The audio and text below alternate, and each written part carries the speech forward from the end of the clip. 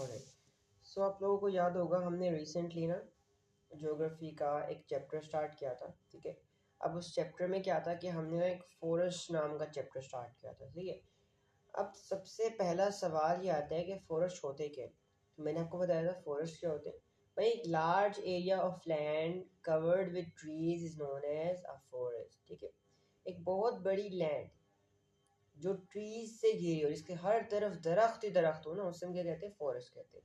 हमारे पास two types of forest होते हैं, एक प्रोडक्टिव होता है, एक प्रोटेक्टिव होता है। प्रोडक्टिव जो होता है वो नेचुरल होता है, अलग कुदरत से बने होते हैं। और प्रोडक्टिव जो होता है, जो प्रोटेक्टिव होता है वो मैन मेड होता है, जो हम इंसान बनाते हैं। इसकी डिटेल जो है पहली वीडियो में है, इंशाल्लाह पहली वीडियो भी क्लास के बाद से फ़ौरन अपलोड कर दूंगा मैं, सही है। फिर हमने पढ़ा था कि भाई हमारे पास ना पाकिस्तान के अंदर बहुत सारे टाइप से फॉरेस्ट की, अल्पाइन है, कोनिफरस है, रिवर एंड बेला है, इरिगेटेड फॉरेस्ट है, मैंग्रोव्स है, ट्रॉपिकल थॉर्न है, सब ट्रॉपिकल थॉर्न है, सही है। मैंने आपको सारे करवाए। अच्छा, इसके बाद सबसे ज़रूरी चीज़ देखने वाली क्या आती है कि इनकी आइडेंटिफिकेशन आपको पेपर में आती हैं, सही है। और वो भी मैंने आपको कराया। अब भाई मैंने आपको कराया कैसे था, ध्यान से देखिएगा। इनकी लोकेशंस आपको मार्क करने के लिए आती है। आपको पाकिस्तान का खाली मैप दिया होता है एंड आपसे कहा होता है कि भाई इनको मार्क करो, सही है। अच्छा, अभी करते कैसे जी, मैंने आपको सिखाया। देखिए, अगर सबसे ऊपर कोई होगा, हमारे पास सिर्फ एक ही ऐसा फॉरेस्ट है जो पाकिस्तान के सबसे ऊपर पाया जाता है, सही है। और इसको याद कैसे करना है कि ये पाकिस्तान के सबसे ऊपर ही पाया जाएगा, कहीं और नीचे दाएं बाएं कहीं और कहीं भी नहीं पाया जाएगा, सिर्फ ऊपर पाया जाएगा, सही है। तो अगर कोई भी दरख्त, कोई भी फॉरेस्ट आपको मेंशन करते हैं और सिर्फ छोटी सी जगह शेड करके देते हैं, कौन सी जगह, ये गिलगित चित्राल वाली जगह शेड करके देते हैं, तो आपका जवाब क्या होगा, एल्पाइन, ठीक है। लेकिन अगर आपको वो ऊपर भी मेंशन करते हैं, अब वो चाहे ऊपर यहाँ मेंशन कर सकते हैं, अब वो चाहे यहाँ मेंशन कर सकते हैं, लेकिन याद रखना है कि अगर आपको वो ऊपर भी मेंशन कर रहे हो, नीचे भी मेंशन कर रहे हो, बल्टिस्तान वाले एरियाज में, तो समझ जाना ये कौन सा है, ये कोनिफेरस है। अल्पाइन सिर्फ ऊपर पाया जाएगा, लेकिन कोनिफेरस जो है ऊपर भी पाया जाएगा, नीचे भी पाया जाएगा। इस तरह आप याद करोगे। अच्छा, इरिगेटेड प्लांटेशन। अब भाई इरिगेटेड प्लांटेशन क्या होती है, ये सुनिएगा जरा। भाई आपके पास पाकिस्तान में 5 दरिया बहते हैं, क्या मतलब, I just cross river Sutlej, है ना। आपके पास 5 दरिया बहते हैं पाकिस्तान में। तो इन दरियाओं के दरमियान, अगर आपको पंजाब के अंदर याद रखना है, अगर आपको छोटे छोटे डॉट्स लगा दे इस तरह, अगर आपको छोटे छोटे डॉट्स लगा दे ब्लू कलर के, ब्लैक कलर के, तो समझ जाना कौन से हैं, तो समझ जाना इरिगेटेड प्लांटेशन है। लेकिन अगर आपको कराची वाली साइड पे समुंदर के अंदर, या ध्यान से देखिएगा, जब आपको समुंदर के अंदर मार्क लगा दे, कराची के बाहर, बिल्कुल कराची के सामने, तो समझ जाना कौन से हैं, मैंग्रोव हैं, सही है। कराची बहुत महंगा है इसलिए वहां पे मैंग्रोव लगते हैं। अच्छा, मेरे ख्याल से स्क्रीन रीडिंग बंद होगी, ओके। अच्छा, याद कैसे करना है कि भाई एम से कराची बहुत महंगा है एंड एम से मैंग्रोव, सही है, ओके। अब भाई मैंने आपको बताया कि भाई जब ये सारी rivers I just cross river Sutlej, जब ये सारी साथ मिलके इंडस में आती है ना, और जब इंडस में आपको एग्जामिनर साथ शेड करके दे दे रिवर इंडस के ऊपर, तो समझ आना कौन से है, तो आपके पास है रिवर इन बेला, सही है। ये याद रखना, इसमें बड़ी कंफ्यूजन आती है। जो इरिगेटेड प्लांटेशन है आपको डॉट्स लगा के देंगे रिवर्स के दरमियान, और ये पंजाब में ही होगा। लेकिन जो आपके पास रिवरेन है ना, ये आपके पास हमेशा सिंध में होगा, और रिवर के साथ इस तरह बॉक्स बना के देंगे या शेड करके देंगे। ये हमेशा डॉट्स लगाएंगे और ये हमेशा शेड करके देंगे, सही है। अच्छा, इनको सबको डिटेल में पढ़ते हैं। हमने एल्पाइन पढ़ा, हमने कोनिफेरस पढ़ा, इसकी डिटेल में नहीं जाएंगे। फिर हमने पढ़ा कि भाई फॉरेस्ट की इंपॉर्टेंस क्या है। इसके ऊपर 6 मार्क का क्वेश्चन भी आ सकता है, इसके ऊपर 4 मार्क का क्वेश्चन भी आ सकता है, 3 मार्क का क्वेश्चन भी आ सकता है। तो इसकी वीडियो जरा गौर से जाके देख लीजिएगा, सही है, ओके। अच्छा जी, और क्या रह गया था, हाँ अच्छा, एक और चीज रह गई थी, मैं आपको दिखाता हूँ, सही है।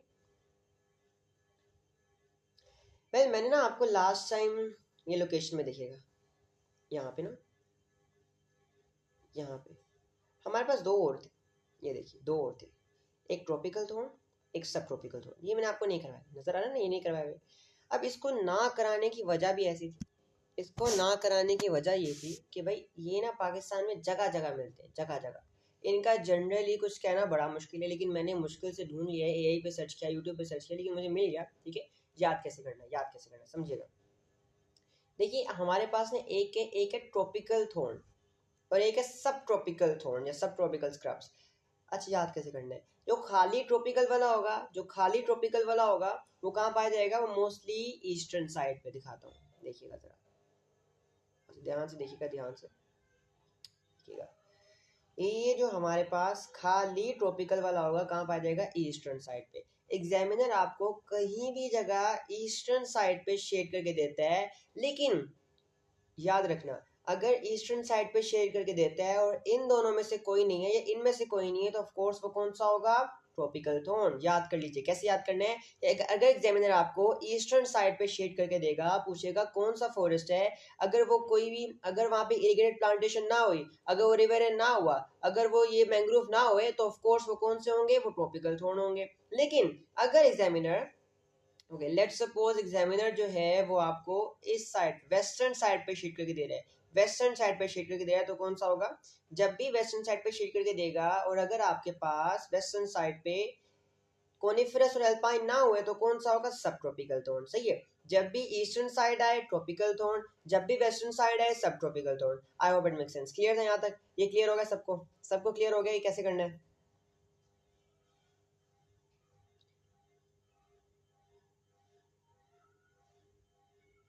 समझ आ गया।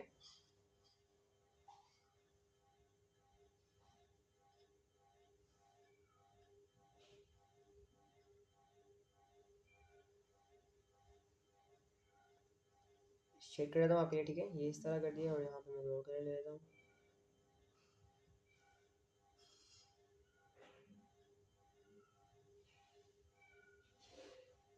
ठीक है, okay, I hope it make sense, समझ आ गई।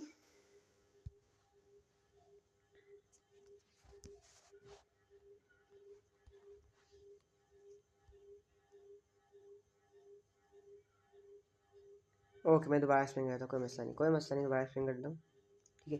ज़रा गौर से देखिए,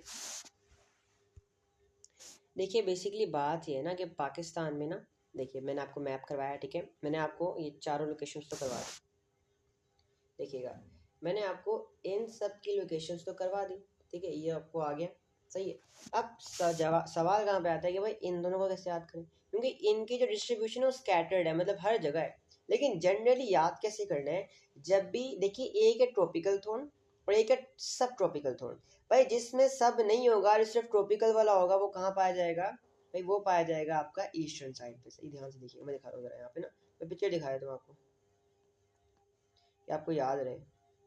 ओके, ये देखिएगा, ये जो ट्रॉपिकल जोन है ना जिसके साथ सब नहीं लिखा हुआ है, ये कहाँ पाया जाता है, ये पाया जाता है ईस्टर्न साइड पे, और ये कुछ इस तरह के पौधे होते हैं, ये कुछ इस तरह के पौधे होते हैं, कहाँ पाए जाते हैं, पाकिस्तान के ईस्टर्न साइड पे। दिखाता हूँ दोबारा,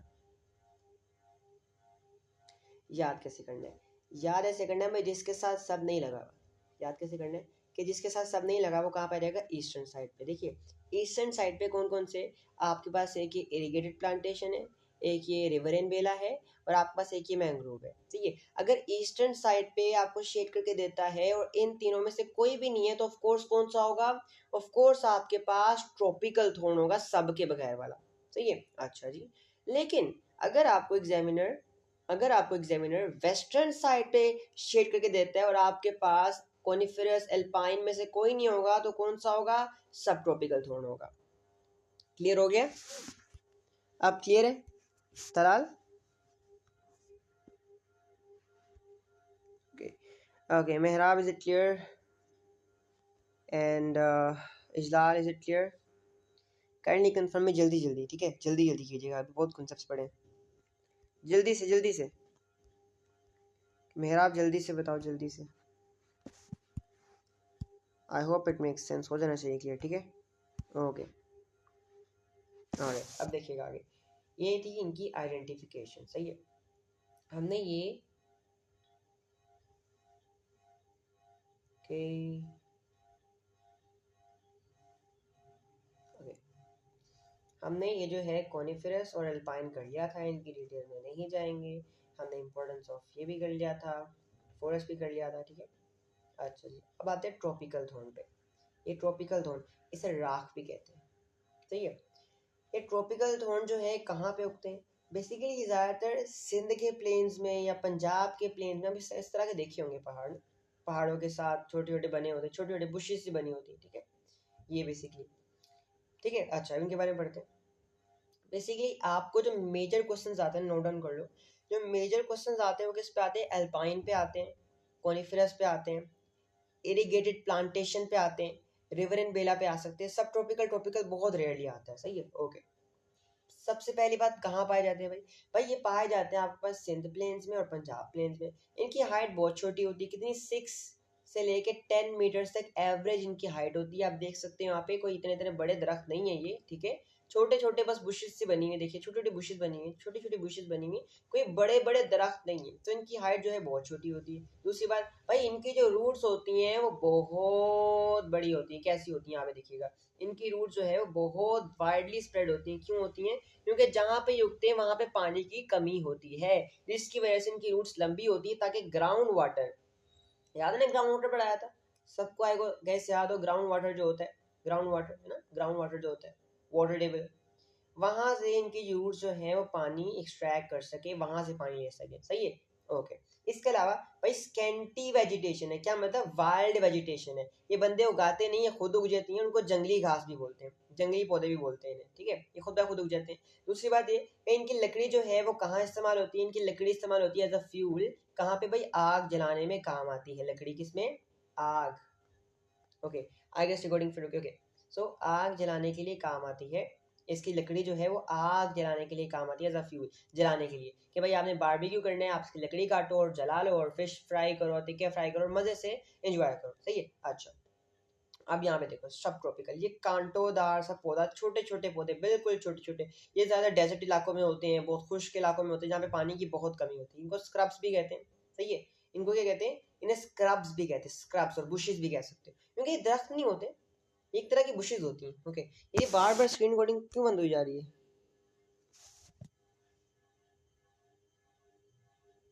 नेट भी सही आ रहा है, मेरी वॉइस तो लैग नहीं कर रही ना,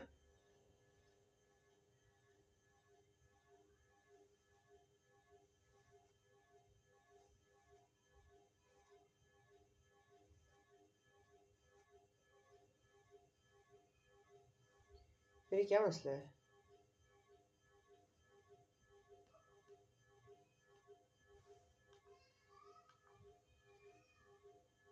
ओके जस्ट ये मैं सेकंड में देख रहा हूँ क्या मसला हुआ है।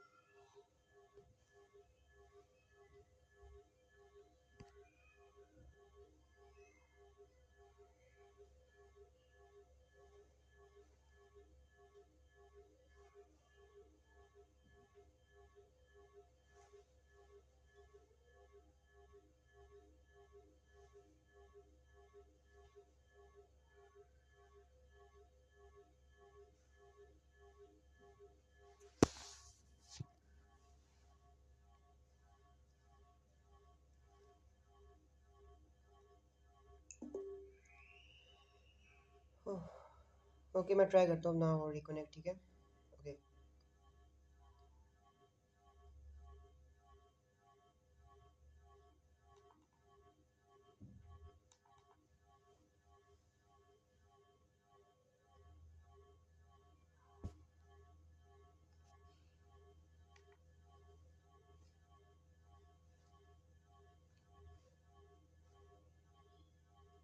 ओके आई होप शो हो रहा हो अब, ठीक है, अब तो नहीं लैग कर रही ना,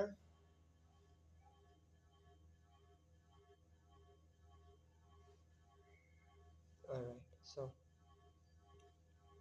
इनको हम दरख्त नहीं कहते, इनको हम बुशेस कहते हैं ज़्यादातर, क्यों, क्योंकि बेसिकली एक तरह के ना छोटे छोटे से ये बुशेस स्क्रब्स सी होती हैं, इनको हम कह ही नहीं सकते कि भाई ये पूरे पूरे दरख्त हैं या पौधे हैं, सही है, बस ये इनका होता है। बाकी की करेक्टरिस्टिक्स बताता हूँ मैं आपको, ओके अब देखिएगा यहाँ पे,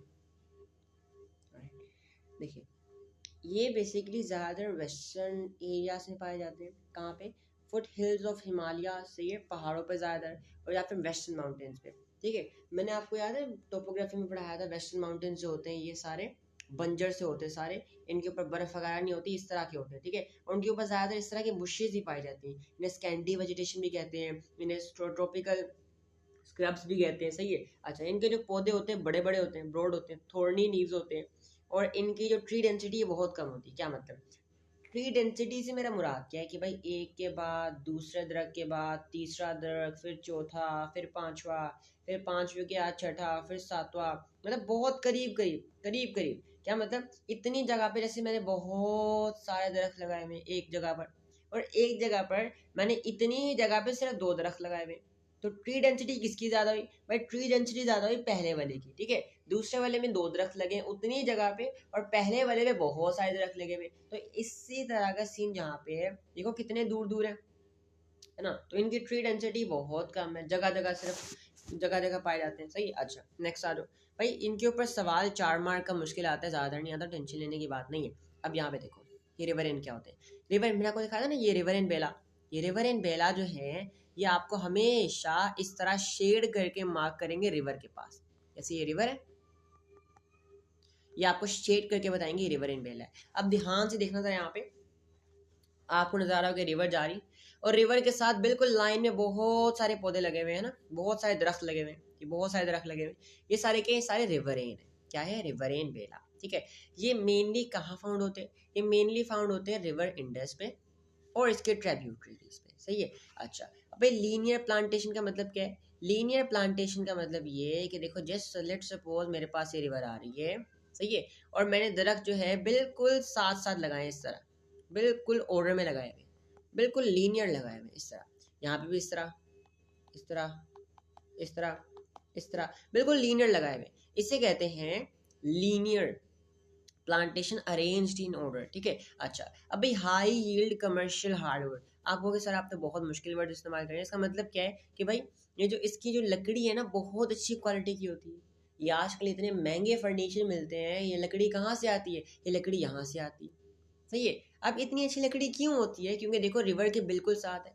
आपको याद होगा रिवर के साथ वाली लैंड तो बहुत ज़्यादा फर्टाइल होती है, रिवर के साथ वाली लैंड पे आपके पास पानी भी सही होता है, रिवर के साथ वाली लैंड पे आपके पास सनलाइट भी सही आती है। इसका मतलब ये है कि आपके जो पौधे हैं बहुत हेल्दी ग्रो करते हैं, और जब हेल्दी ग्रो करेंगे तो ट्री की जो ट्रंक होगी, ट्रंक क्या होता है, इसके जो बेसिकली लकड़ी का नीचे वाला हिस्सा होता है, ठीक है, ये सारा बहुत हेल्दी होगा, बहुत सही लकड़ी होगी, बहुत महंगी लकड़ी होगी। इस वजह से इसकी लकड़ी जो है वो बहुत महंगी बिकती है, इसके फर्नीचर्स बनते हैं, इसके बेड बनते हैं, बहुत सारी चीज़ें इनकी बनती हैं, और गुड क्वालिटी वुड है। हाई यील्ड कमर्शियल का मतलब है इसकी मार्केट में बहुत ज़्यादा वैल्यू है भाई, मार्केट में नंबर 1 तो नहीं कह सकते, लेकिन बहुत अच्छी वैल्यू है, ठीक है। अच्छा, फिर क्या कहते हो भाई, शीशम और बाबुल जो लकड़ी की सबसे अच्छी नस्ल मानी जाती है वो भी यहीं से मिलती है, सही है। अच्छा, इसके अलावा भाई आपके पास जो लकड़ी होती है, आप उससे फर्नीचर बनाते हो, कुर्सियां बनाते हो, टेबल बनाते हो, इवन घर में लकड़ियों का काम करवाते हो, तो भाई बहुत अच्छी क्वालिटी है और प्राइस भी उतनी ही ज़्यादा है, सही है। जो आप मुफ्त में दरख्त काट के लेके जाते हो ना, जिससे आप चीज़ें बनाते हो, वो बाद में आपको कई डॉलर में छापी जाती है। ओके, अच्छा भाई, नेक्स्ट आता है मैंग्रोव। अब ये पौधे ज़रा डरावने लग रहे होंगे आपको, तो ये कौन से भाई, ये वही पौधे हैं जो मैंने आपको दिखाए थे जो कराची के एंड पे लगाए जाते हैं। Let me show you again, ये वही पौधे हैं जो कराची के एंड में बिल्कुल सी के ऊपर लगाए जाते हैं। अच्छा, मुझे पता है लैग कर रही है, इसको पहुंचने दो, ठीक है। यहाँ पे ये वही पौधे हैं जो कराची के बिल्कुल एंड में लगाए जाते हैं, मैंग्रोव पौधे। Okay, I hope it clear है, इज इट क्लियर गाइस, समझ आ गया सारा, सही है। अच्छा, ओके, आगे जा रहा हूँ मैं। फिर मेरे ख्याल से नेटवर्क का इशू आ रहा है, बहुत ज़्यादा लैग कर रही है बार बार। मैंने एक बार नेटवर्क चेंज करता हूँ अपना ना।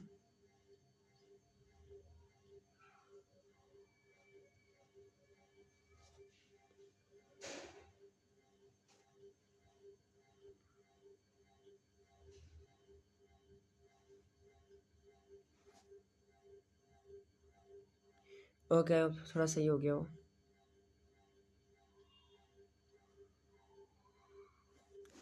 फिर भी लैग कर रहे हैं, एक मिनट, मैं सही करता हूँ ज़रा ना।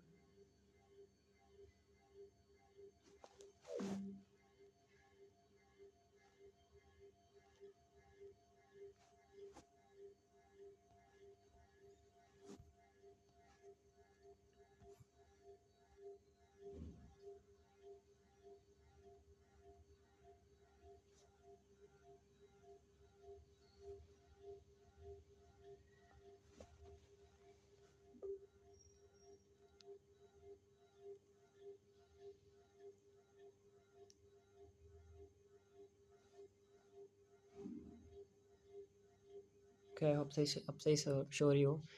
अब नहीं करेगा इंशाल्लाह lag. Okay,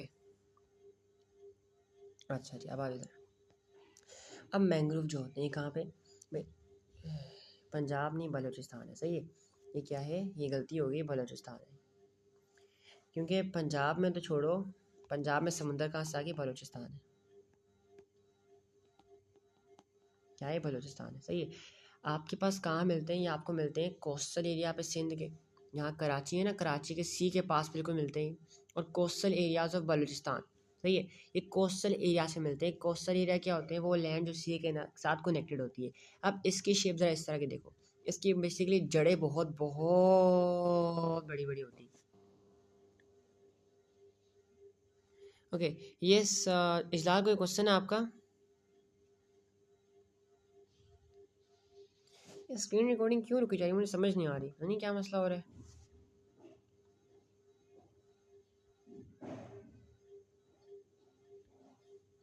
okay, thank you so much बताने के लिए, थैंक यू सो मच बताने के लिए, ठीक है। ओके,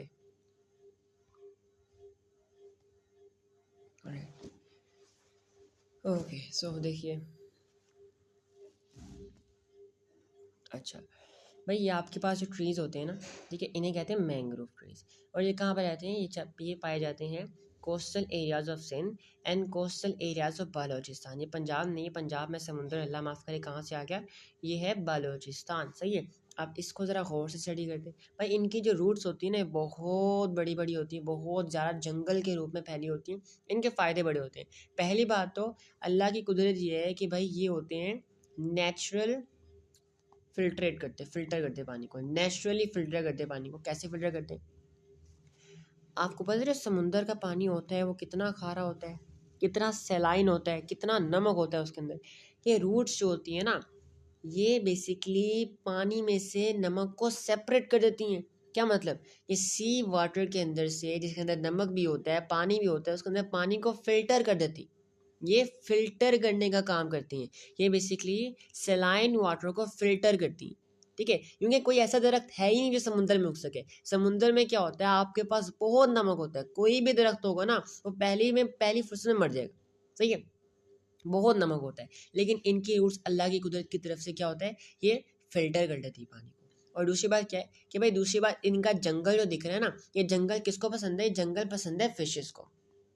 क्यों भाई, फिशेस को क्यों पसंद है, क्योंकि फिशेस जो है ना, बेसिकली जो फिश होती है वो यहाँ पे आके अपने एग्स ले करती है, क्या करती है, एग्स ले करती है और ब्रीडिंग करती है। क्या करती है, breeding.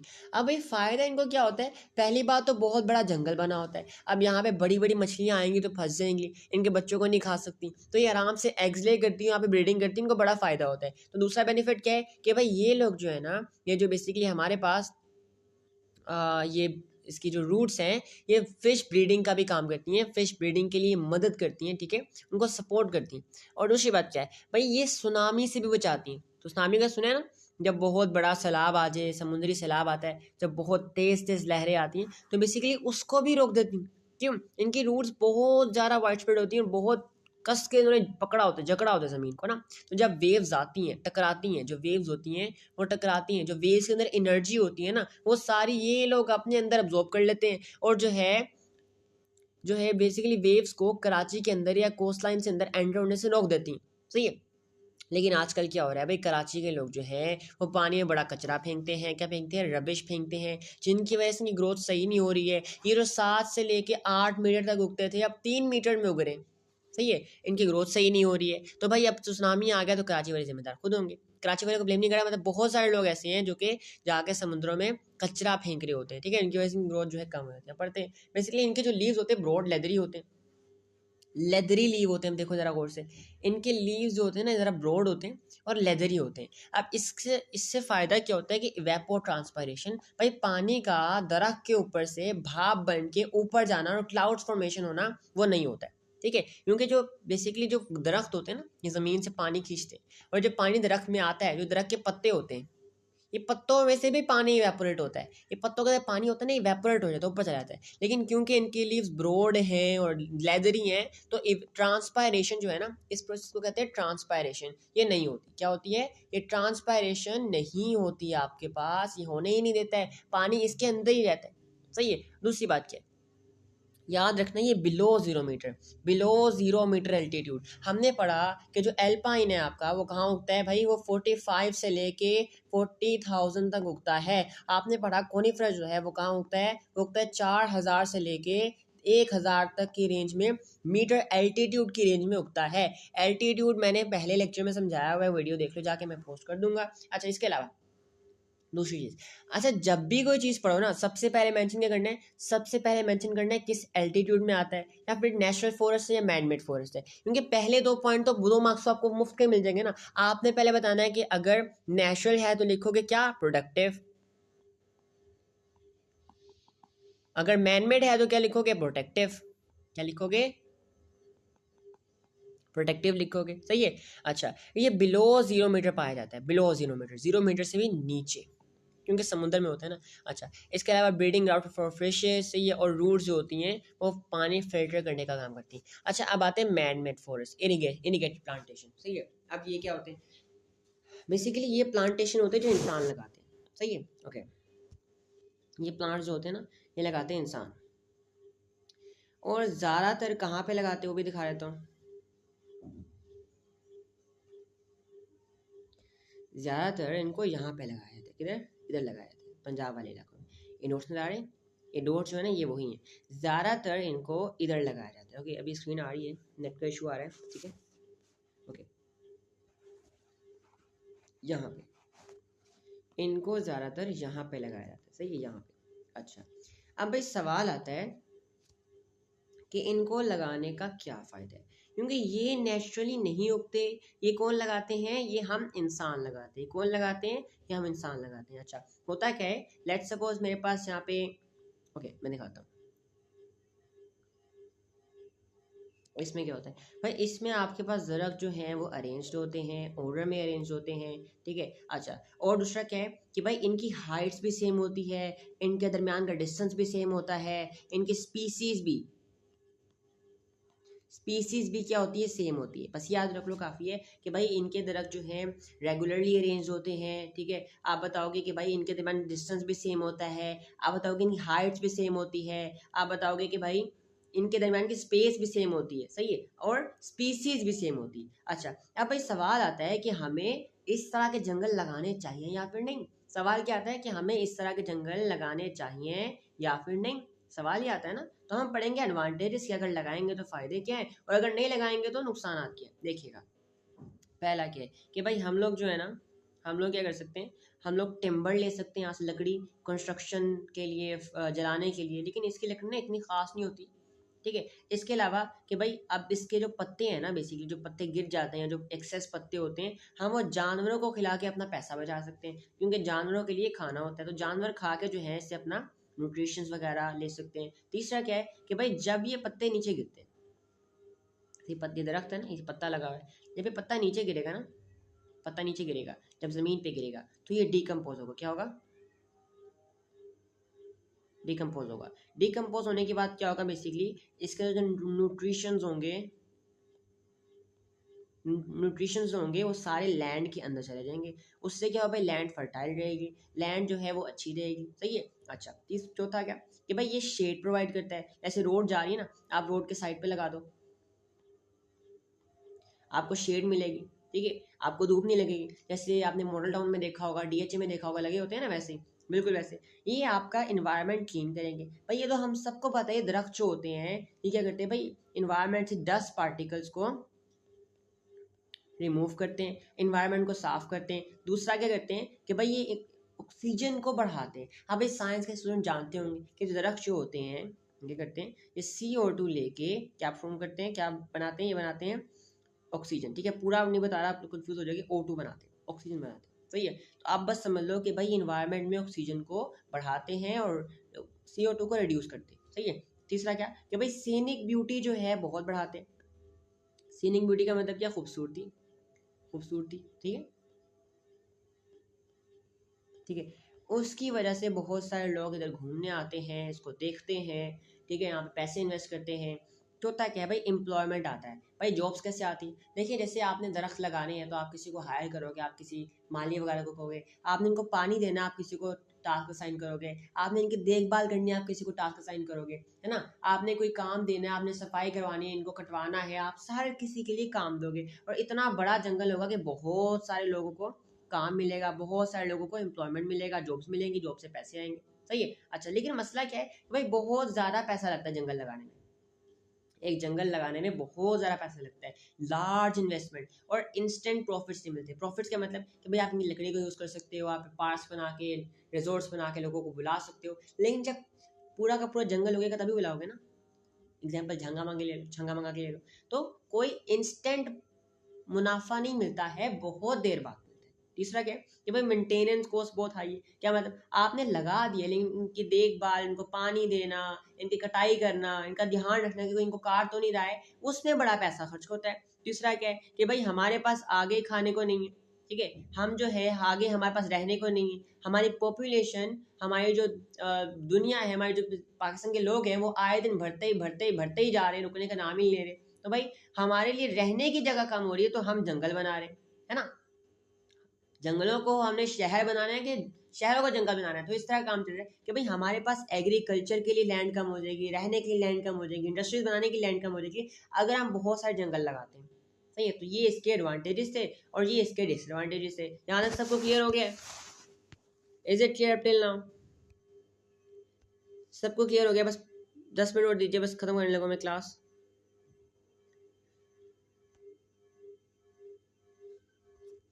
Okay, is it clear Talal? Okay, Ijlal आपको क्लियर है?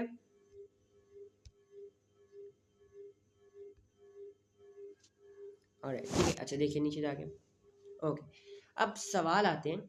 सवाल किस तरह के आते हैं? सवाल है, पहले आपको सवाल आया हुआ है कि भाई नेम, क्या कह रहा है सवाल, कह रहा है कि name one type of tree grown on plantation in Pakistan. अब भाई इसमें से आप कोई बता दो, आपने एक टाइप ऑफ ट्री बताना है जो पाकिस्तान में प्लांटेशन में ग्रो होता है। अब कोनिफरस बता दो, एल्पाइन बता दो, कोई भी बता दो, जैसे मैंने बता दिया एल्पाइन, ठीक है, मैं बता देता हूँ एल्पाइन।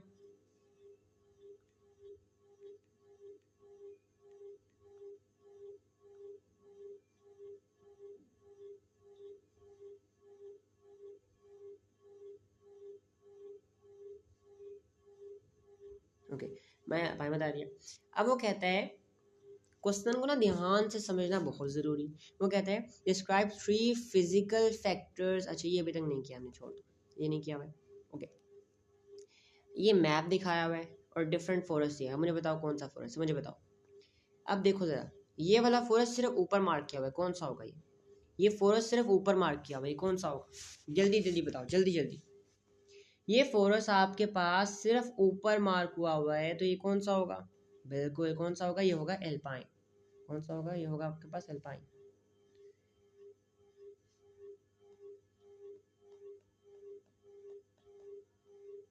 ओके, आगे देखो, ये डॉट्स वाले क्या होंगे? आपको याद होगा मैंने डॉट्स का कुछ बताया था। ये डॉट्स जो हैं ये कौन से होंगे भाई? ये डॉट्स कौन से होंगे?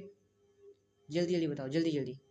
बिल्कुल, इरिगेटेड प्लांटेशन, है ना। कौन से होंगे? Irrigated plantation. मैंने करवाया था ना कि जब भी पंजाब में आ जाए और आपको डॉट्स लगाने को कहे तो याद रखना है कौन से होंगे हमेशा? Irrigated plantation.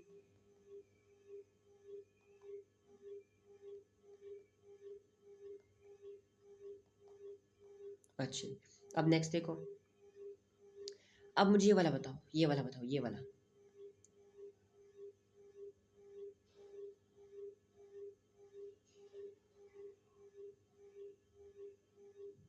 ये वाला जो रिवर इंडस के साथ है। याद है मैंने क्या कहा था, जब भी रिवर इंडस के साथ आएगा नीचे सिंध वाले एक इलाके में, तो कौन सा होगा? बिल्कुल, रिवरेन या बेला। रिवरेन और बेला, सही। कौन सा होगा? रिवरेन और Bela. Let me note it down, ठीक है, रिवरेन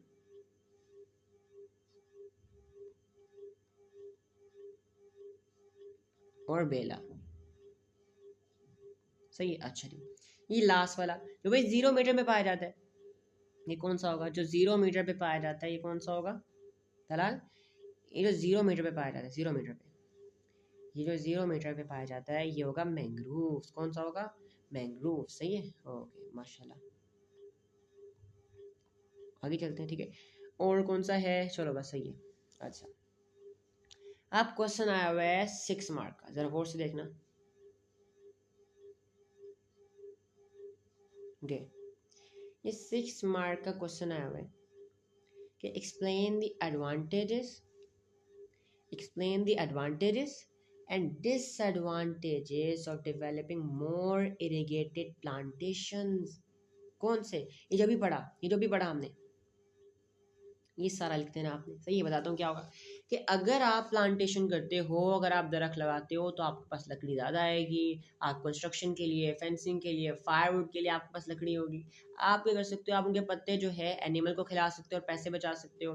आप क्या कर सकते हो कि दरख्त लगाओगे, जब दरख्त के पत्ते नीचे गिरेंगे तो क्या होगा, डिकम्पोज होंगे, ह्यूमस फॉर्मेशन होगा, उस इसके जो न्यूट्रिशन होंगे वो लैंड में जाएंगे, और लैंड क्या होगी भाई, फर्टाइल रहेगी। क्या होगा, लैंड जो है आपकी फर्टाइल रहेगी। ठीक है, डन कर दो भाई। दूसरी बात बताओ कि भाई जहाँ पे दरख्त होते हैं ना, आपके पास जहाँ पे दरख्त होते हैं वहाँ बारिशें ज़्यादा होती है। ठीक है, और जहाँ पे दरख्त होते हैं वहाँ पे शेड आपको प्रोवाइड करेंगे, शेल्टर प्रोवाइड करेंगे, और वहाँ का टेम्परेचर भी डिक्रीज होगा, क्योंकि इनका काम क्या होता है, इनका काम होता है कूलिंग करना। ये बेसिकली जो है पहले इन्वायरमेंट को क्लीन करते हैं। क्या करते हैं, इन्वायरमेंट को क्लीन करते हैं, कार्बन डाइऑक्साइड को लेके क्या करते हैं, ऑक्सीजन बनाते हैं, O2 बनाते हैं। उससे क्या होता है, इन्वायरमेंट हमारा साफ होता है, इसलिए इनके पास बहुत फ्रेश एयर आती है। भाई ये बड़े खूबसूरत होते हैं, जैसे छांगा में रिजोर्ट्स बने हुए हैं, बहुत जगह बनी हुई है। बाहर बाहर से लोग यहाँ पे आते हैं घूमने के लिए, किसने के लिए, पिकनिक मनाने के लिए, घूमने के लिए, और काफ़ी सारे पैसे जो है यहाँ पे देते हैं। ठीक है, पैसे अर्निंग होती है यहाँ से। अब जो अर्निंग होगी उससे हमारी इकोनॉमी भी बढ़ेगी। भाई यहाँ पे क्या होता है, बेसिकली सोइल को बचाते हैं। यहाँ पे क्या होता है, अगर आप दरख्त लगा रहे हो, अगर आप फॉरेस्ट रोड लगा रहे हो, तो क्या होगा, दरख्त लगाने के लिए, दरख्त काटने के लिए, दरख्त की कटाई करने के लिए, उनकी सफाई करने के लिए, उनको पानी देने के लिए आपको बहुत सारे लोग चाहिए होंगे। बहुत सारे लोगों को आप पैसे भी पे करोगे। जब बहुत सारे लोग रखोगे, उनको पैसे पे करोगे, तो क्या होगा, उनको एम्प्लॉयमेंट मिलेगी, जॉब्स मिलेगी, तो वो बेरोजगार कोई नहीं रहेगा। पाकिस्तान में बेरोजगार कोई नहीं रहेगा, बेरोजगारी खत्म हो जाएगी, है ना। बहुत बड़ी बात है भाई। अगर आप ट्रीज लगाते हो तो ट्रीज क्या करते हैं, बेसिकली वाटर लॉगिंग और सैलिनिटी, याद है, वाटर लॉगिंग और सैलिनिटी, पानी का जमीन के नीचे से जमीन के ऊपर आ जाना, उसको कहते हैं वाटर लॉगिंग एंड सैलिनिटी। तो दरख्त लगाओगे तो वाटर लॉगिंग सैलिनिटी नहीं होगी। सही है, आपकी लैंड बिल्कुल सही रहेगी। अच्छा, लेकिन डिसएडवांटेजेस क्या है कि भाई बहुत ज़्यादा पैसे शुरू में लगाने पड़ते हैं। कोई भरोसा नहीं कि कब हमारे पास जो है प्रॉफिट आना शुरू हो, चाहे चाहे हज़ारों साल लग जाए, कोई भरोसा ही नहीं है ना। क्योंकि इंस्टेंट प्रमोशंस, इंस्टेंट जो है प्रॉफिट्स नहीं आते, आपके पास बहुत टाइम लगता है। तीसरा क्या है कि भाई आपको इनको संभालने के लिए, इनकी कटाई करने के लिए, पानी देने के लिए, इनको संभालने के लिए, इनका ख्याल रखने के लिए कि कोई इनको इनलीगली काट तो नहीं रहा, उनके लिए बहुत ज़्यादा आपको डॉलर खर्च करने पड़ेंगे, जो कि हमें मंजूर नहीं। सही है। अच्छा, कि भाई पहले हमारे पास पानी नहीं है, हम पहले पानी को तरस रहे हैं, कराची वाले बेचारे टैंकर खरीद रहे हैं, पानी आगे ही नहीं है। अगर हम इनको इरिगेशन करेंगे, पाइपलाइन के जरिए इनको खास पानी देंगे, तो पानी की कमी हो जाएगी, क्योंकि हमारे इरिगेशन सिस्टम जो है बड़ा सेंसिटिव है, और सेंसिटिव होने की वजह से बड़ा प्रेशर पड़ेगा। अभी प्रेशर जो है वो पानी वाला प्रेशर नहीं है, ये प्रेशर जो है डिप्रेशन वाला प्रेशर है। सही है। अच्छा भाई, दूसरा क्या है कि भाई हमारे पास लैंड नहीं होगी, क्योंकि हमारी पॉपुलेशन दिन रात बढ़ रही है, बहुत तेजी से बढ़ रही है, तो उसको रोका तो जा नहीं सकता। ठीक है, तो क्या होगा, बढ़ने की वजह से हमें ज़्यादा लैंड चाहिए होगी, ज़्यादा घर चाहिए होंगे, ज़्यादा खाना चाहिए होगा, और ज़्यादा खाने उगाने के लिए हमें ज़्यादा ज़्यादा ज़मीन चाहिए होगी, ज़्यादा रहने के लिए, ज़्यादा घर बनाने के लिए ज़्यादा ज़मीनें चाहिए होंगी। तो जब ज़मीनों पर फॉरेस्ट उगाएंगे, ज़मीनें कहाँ से आएंगी, है ना। इसके अलावा हम और क्या कर सकते हैं, बस ये ठीक है। ठीक है, काफ़ी बहुत सारे लिखे हुए, समझ आ गए तलाल। इसको पैराग्राफिंग फॉर्म में लिखोगे। पहले सिंपल स्टेटमेंट से स्टार्ट करोगे कि भाई फॉरेस्ट लगाने के बहुत सारे फायदे उनमें से 3 आप एडवांटेजेस बताओगे। फिर वेयर एज, हाउ एवर लिख के, वेयर एज या हाउ एवर लिख के आप इसके डिसएडवांटेजेस बताओगे। सही है, इज इट क्लियर? क्लियर हो गया तलाल? क्लियर? ओके, तो आज के लिए हमने कर लिया। Is it clear?